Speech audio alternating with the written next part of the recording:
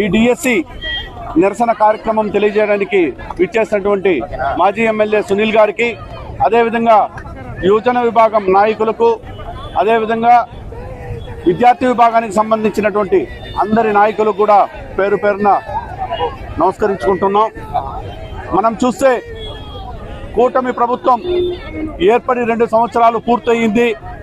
ఆనాడు ప్రభుత్వం ఏర్పడడానికి ఎటువంటి తప్పుడు హామీలు ఇచ్చారో మనం గమనించాం.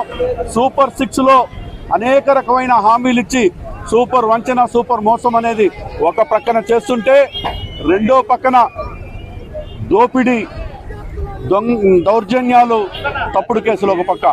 ఈరోజు పేద విద్యార్థులు డిఎస్సి రాసి మెరిట్లో పాస్ అయిన విద్యార్థులకు ఉద్యోగ అవకాశాలు కల్పించకుండా కేవలం పేమెంట్ ఎవరైతే ఎక్కువ ఇస్తారో, ఆథరైజేషన్ లేకపోయినా, వాళ్ళు ఎలిజిబుల్ లేకపోయినా వాళ్లకు ఉద్యోగ అవకాశాలు కల్పించి పేదవాళ్ళని నట్టేట ముంచిన విద్యాశాఖ మంత్రి వెంటనే రాజీనామా చేయాలి. అర్హులై డిఎస్సి రాసిన ప్రతి ఒక్కరికి ఉద్యోగ అవకాశం మళ్ళీ కల్పించాలి. తప్పుడు ఉద్యోగ పత్రాలు ఇచ్చి ఉద్యోగాల్లో జాయిన్ అయిన వాళ్ళందరినీ కూడా ఉద్యోగాల నుంచి తప్పించి వీళ్లకు, నిరుద్యోగులకు న్యాయం జరగాలి. న్యాయం జరిగేంత వరకు కూడా యువజన విభాగం, విద్యార్థి విభాగం, సోషల్ మీడియా విభాగం గట్టిగా పోరాడడానికి సిద్ధంగా ఉంది.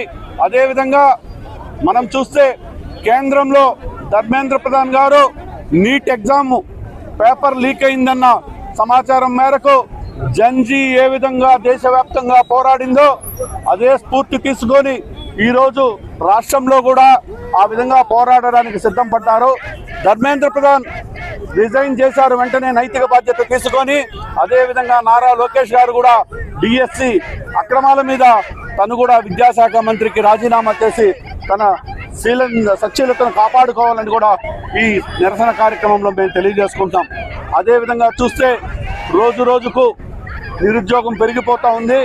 ఉన్న ఉద్యోగాలన్నీ ఊడిపోయి గతంలో కంటే ఇప్పుడు ఉద్యోగ అవకాశాలు కూడా తగ్గిపోయిందని కూడా మేము తెలియజేసుకుంటున్నాం. ఇక చిత్తూరు నియోజకవర్గానికి సంబంధించి అయితే ఆనాడు చిట్ట చివరి మీటింగ్లో ముఖ్యమంత్రి చంద్రబాబు నాయుడు గారు అనేక వరాల జల్లులు కురిపించారు. చిత్తూరుకి అడవిపల్లి రిజర్వాయర్ అన్నారు, ఇక్కడ విశ్వవిద్యాలయం అన్నారు. అప్గ్రేడ్ విశ్వవిద్యాలయం కాదు, విశ్వవిద్యాలయం కట్టి యూనివర్సిటీ చిత్తూరుకి తెప్పిస్తానన్నారు. కానీ ఏ ఒక్క హామీ జరగలేదు.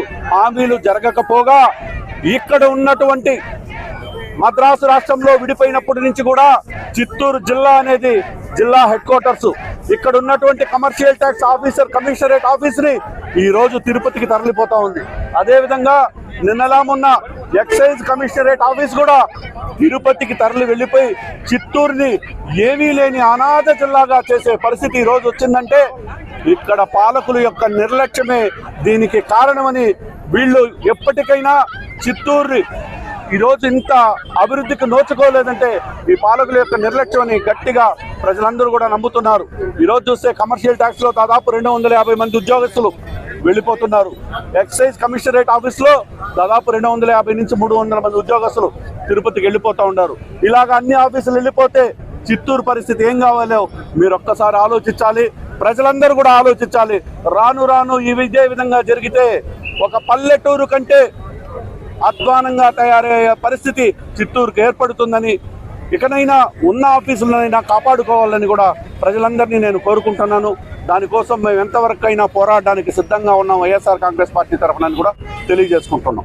కేంద్రంలో నీట్ ఎగ్జామ్ లీకేజీకి బాధ్యత వహిస్తూ కేంద్ర మంత్రి అయినటువంటి ధర్మేంద్ర ప్రధాన్ గారు ఏ విధంగా అయితే రాజీనామా చేశారో అదేవిధంగా నైతిక బాధ్యత తీసుకొని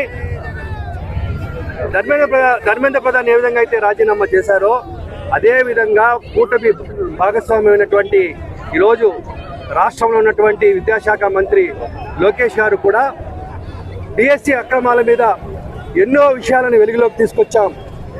డిఎస్సి అభ్యర్థులకి ఏ రకంగా అన్యాయం జరిగిందో, అర్హులైనటువంటి వారు ఏ విధంగా ఉద్యోగాలు పోగొట్టుకున్నారో, ఏ విధంగా అర్హత లేని వారి దగ్గర నుంచి 15 నుంచి 20 లక్షల రూపాయలు డబ్బులు తీసుకొని ఉద్యోగాలు ఇచ్చారో అన్నీ కూడా సాక్ష్యాలతో సహా వైఎస్ఆర్ కాంగ్రెస్ పార్టీ జగన్మోహన్ రెడ్డి గారు ప్రజల ముందు ఉంచారు. దీనికి నైతిక బాధ్యత వహిస్తూ లోకేష్ గారు వెంటనే రాజీనామా చేయాలని చెప్పి ఒక ప్రధాన డిమాండ్తో ఈరోజు మేము ఈ యొక్క నిరసన కార్యక్రమాన్ని మొదలుపెట్టాము. ఎన్నో సంవత్సరాలు కష్టపడి వారి సమయం అంతా కూడా ఎగ్జామ్స్ కోసం ప్రిపేర్ అయ్యి కష్టపడి ఎగ్జామ్లో పేపర్లో పాస్ అయితే పాస్ అయిన వారి యొక్క ఉద్యోగాలని వారి జీవితాలని నాశనం చేసే హక్కు ఈ లోకేష్కి ఎవరిచ్చారని చెప్పి మేము ఈ సందర్భంగా ప్రశ్నిస్తున్నాము. ఈరోజు అమరావతిలో కోట్ల రూపాయలు అన్యాయం చేస్తున్నారు, ఇసుక అమ్ముకుంటున్నారు, మట్టి మాఫియా చేసుకుంటున్నారు, రియల్ ఎస్టేట్లో దోపిడీ చేస్తున్నారు, మైనింగ్లో దోపిడీ చేస్తున్నారు, ఆఖరికి ₹1 పేరుతో వేల కోట్ల భూముల్ని కూడా మీరు అమ్మేసుకుంటున్నారు. ఇన్ని రకాలైనటువంటి దోపిడీలు చేసుకుంటూ కూడా ఈరోజు పాపం నిరుద్యోగుల జీవితాలని పొట్టగొట్టి వారికి రావాల్సినటువంటి ఉద్యోగాలను కూడా వారి జీవితాలని నేలకి కాలరాసి ఈరోజు 15 లక్షలకి 20 లక్షలకి మీరు అమ్ముకున్నారంటే ఎంత నీచమైనటువంటి ప్రభుత్వాన్ని, ఎంత దోపిడీ ప్రభుత్వం ఈ రాష్ట్రం జరుగుతోందో ప్రతి ఒక్కరు కూడా గ్రహించాలని చెప్పి నేను సందర్భంగా ప్రశ్నిస్తున్నా. ఆ రోజు ఇంటికి ఒక ఉద్యోగం అన్నారు, 20 లక్షల ఉద్యోగాలు అన్నారు. ఎక్కడిచ్చారు? ఇంతవరకు ఒక ఉద్యోగం ఇవ్వకపోగా ఆఖరికి ₹3,000 నిరుద్యోగ వృత్తి కూడా ఈ రాష్ట్రంలో ఒక్క యువకుడు కూడా ఇవ్వనటువంటి పరిస్థితి. రాజశేఖర్ గారు ఘనంగా ప్రవేశపెట్టినటువంటి ఫీజు రియంబర్స్మెంట్ ఈరోజు తిరోగమనంలో ఉంది. ఎక్కడికక్కడ ఫీజులు కట్టలేక విద్యార్థులు చదువులు వదిలేసి ఈరోజు అడవి బాట పొలం బాట పట్టే పరిస్థితి ఉంది.